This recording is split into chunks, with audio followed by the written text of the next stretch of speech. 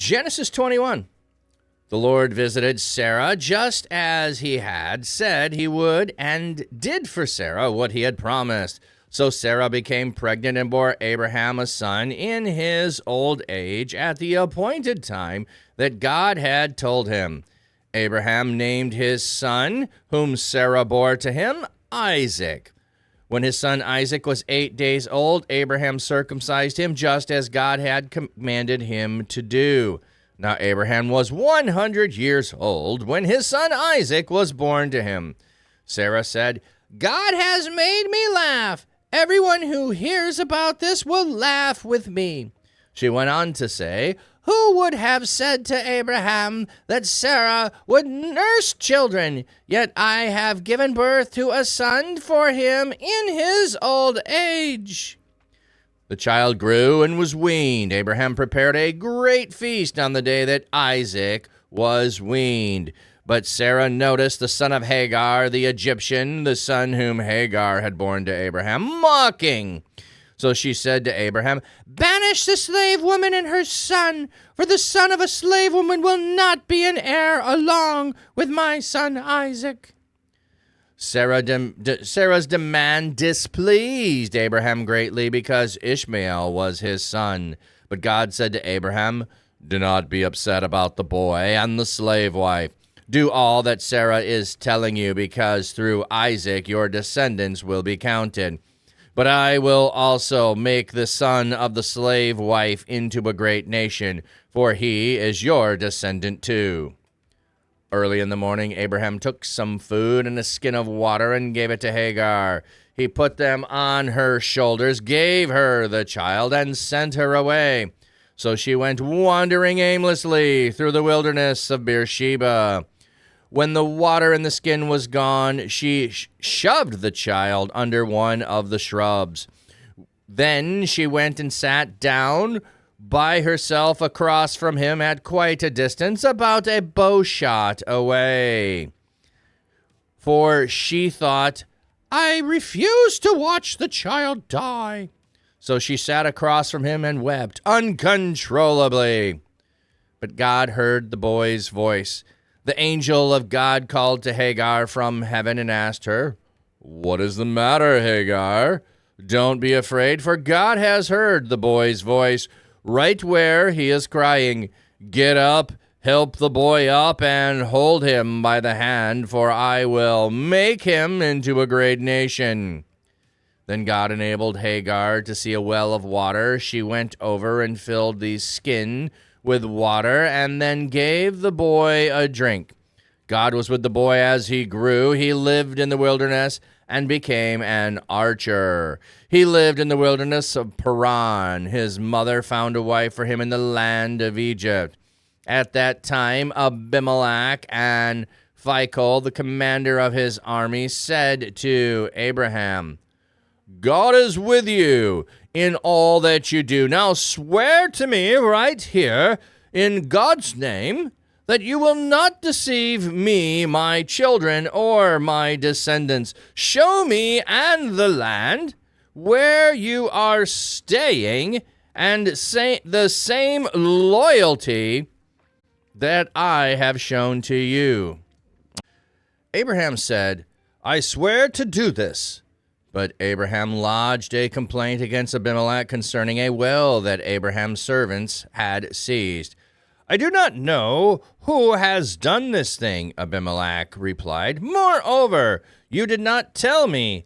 I did not hear about it until today." Abraham took some sheep and cattle and gave them to Abimelech. The two of them made a treaty. Then Abraham set 7 ewe lambs apart from the flock by themselves. Abimelech said to Abraham, "What is the meaning of these 7 ewe lambs that you have set apart?" He replied, "You must take these 7 ewe lambs from my hand as legal proof that I dug this well. This is why the name of the place Beersheba, because the two of them swore an oath there." So they made a treaty at Beersheba. Then Abimelech and Phicol, the commander of his army, returned to the land of the Philistines.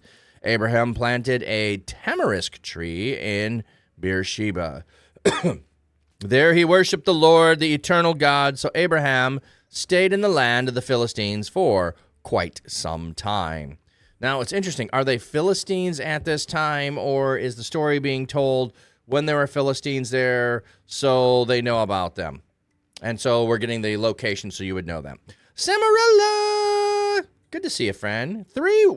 I want to say a 3-week streak. No, a 3-stream streak. 3-stream streak. 3-stream streak. Like, say that 5 times fast. 3-stream streak. Okay.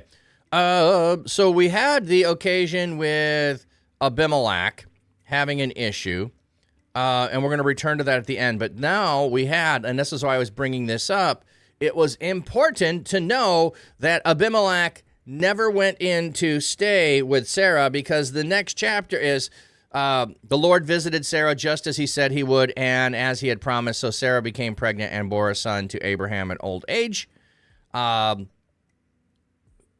Yeah, 3-week streak would be so awesome, wouldn't it? It would be. It's very difficult to do that for anybody. So, even a couple of week streak is pretty fascinating. Even a couple of day streak is nice. I appreciate you. So Sarah is indeed pregnant, and because of the story in the last chapter, we are certain it is Abraham's. And then what's interesting is, not the circumcision, but he does do the circumcision as commanded, in the proper way. Everyone else had it done a different way, and then it was instituted. So Isaac is the first one who seemingly has it applied at the proper time when he's 8 days old. So it is indeed the son of the promise and the sign of the promise all being instituted right there. Now, Abraham is 100 years old, and Sarah has to say this thing, which is so funny. Yet I have given birth to a son for him in his old age. In his old age? Your old age, lady. Sorry, your old age. Like, come on. But those who laugh will laugh with me. And so his name is Isaac, which does sound like the word to laugh. And do they have it here? I thought they had a footnote. There it is, verse 5. The one born to him, whom Sarah bore Isaac, the 2 modifying clause. Oh, that's what they're doing. They're not talking the name Isaac. Okay, let's go look it up. Genesis 21.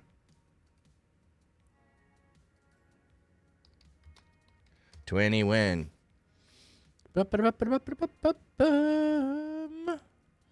Oh, you just stopped by to let you know you're getting admitted to the hospital tomorrow for preliminary checkups before the surgery next month. Okay. I hope that all goes well, Samarilla. Be praying for you, friend. Okay, Yitzhak. Strong's H. He laughs. 327. Yitzhak.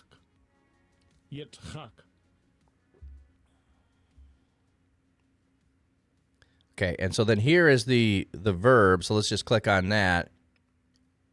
Yitzhak, the primitive root, is to laugh, to mock, to play. Oh, that's interesting. Strong's H, 6711. Tzachak. Okay, so let's look at that. Is it in here in the text? We are in 21. There it is. And Sarah said, God hath made me laugh, so that all who hear will laugh with me. Sarah saw the son of Hagar, the Egyptian, which she had born unto Abraham, laughing. So interesting there that it's the same word that everyone who laughs will laugh with me. And now the son of the slave is laughing. Well, here it's not laughing with, it's laughing at, making fun of, mocking. So the same word can be used. The tense is probably going to tell us that, but just thought I would look that up while we were looking at words. So there is joy. The child is weaned, which usually, is going to be like 5 or 6 or something along those in those days. Would have been a lot longer. And then there's a great feast, and Sarah notices Hagar's son is laughing. So he would have been around 13, perhaps, when when I believe Isaac is born, somewhere around that age range, I think. Or maybe he's 13 at this point. So anyway, he's a young teen at this point, is would-be chronology here. So he clearly could be okay. What's interesting is Sarah had chased her away before. Sarah is now sending her away again. And this displeases Abraham. He is upset. She says the slave wife, the son, is not going to have and be an heir with my household. Okay, so her rationale, not wrong. Her desire as a mother to protect her child, not wrong. But Abraham sends her away. Where is it? Some food and a water skin. Why didn't he send her with more? Why didn't he send her with more? Like, Abraham has a lot. He could have sent her away with a horse, with a camel, perhaps, with, a wagon. Like, he could have sent her away not empty-handed, okay? He could have prepared her. She needed a map, too. Maybe. It turns out she does end up going to Egypt and getting a wife from Egypt. So, if she's from there, they've been back and forth from there. There's a main route. She probably could find her way.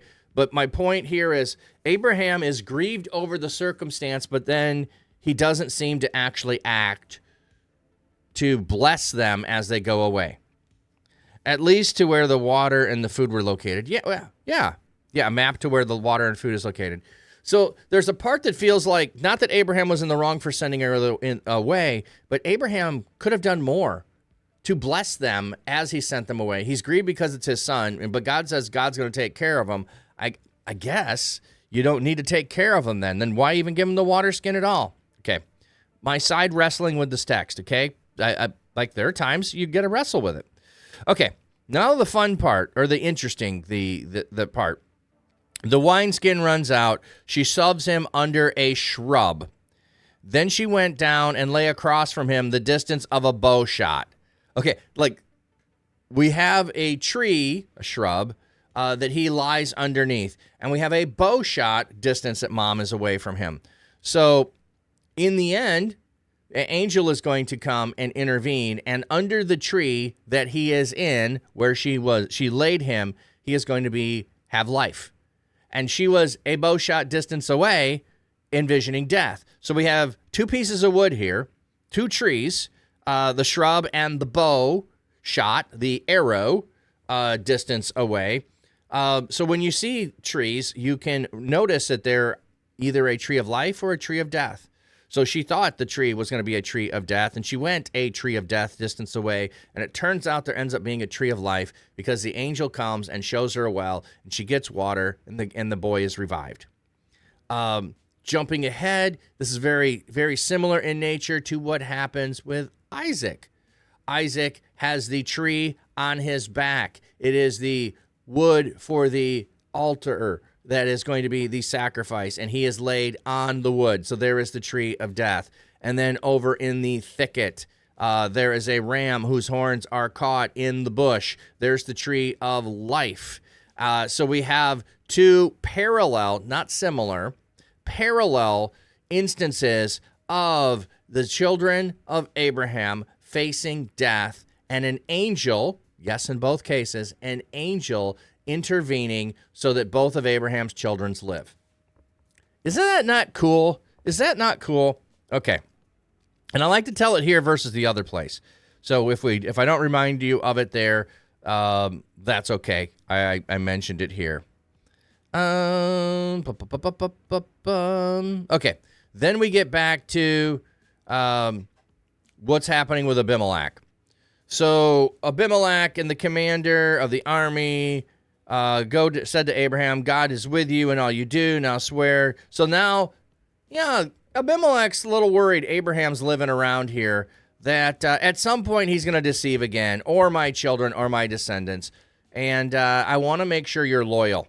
I want to make sure you're loyal. And Abraham swears it, but then Abraham says, I got to complain against you. You're worried about me. I got to complain against your people. There's an issue with a well. So they settle the dispute over the well, and then Abraham gives him 7 ewe lambs to cover the deal, to ratify the deal, to pay for the well, so that nobody could argue that he did not pay for it. I think 7 being a number of totality, the symbolism in the 7 there, the ewe lambs, because these are females, they're going to produce more. So you've got all of that going on here. But my brain just has to go to, didn't the king give you a bunch of stuff? Are you paying the king back from the stuff that the king gave you? Like, yeah, this is just some of the lambs that, from the sheep that you gave me. Let me give you back to you, and like, to ratify this whole situation. So I got them from you. Here, have them back. It's legal proof I dug the well. So I am paying you to have access to the well that I dug. So it's a both and, okay? So the king is being paid back what he gave to Abraham back, he's receiving back as payment. But Abraham dug the well, so Abraham is paying to keep the well that he dug. So in both cases, Abraham is paying for something that he did, and the king is receiving something back that he gave away as payment. Like it's like this weird situation there where they both get what they had to start with on some level, and that makes the treaty here. And then it plants a tamarisk tree here. One of the interesting things with a tamarisk tree, or any tree, the idea, the planting of a tamarisk tree is a sign that Abraham intended to stay there a long time, not a religious act. No, it's not a religious act. It is a loving act for your neighbor. Not that Abraham intends to stay there a long time, as much as Abraham will not get to see the shade of the tree. He is planting a tree that is going to provide shade to the next generation. So there is a way in which he is planting this tree for Isaac, for Jacob, for his descendants to be there. Because you plant a tree in the Middle East, not for yourself, because it will be a blessing to the generations after you. That's how they see it, because you will not enjoy the shade of the tree that you plant. It will take a long time there to grow and become a tree to provide shade. Okay, that making sense, everybody? I hope so.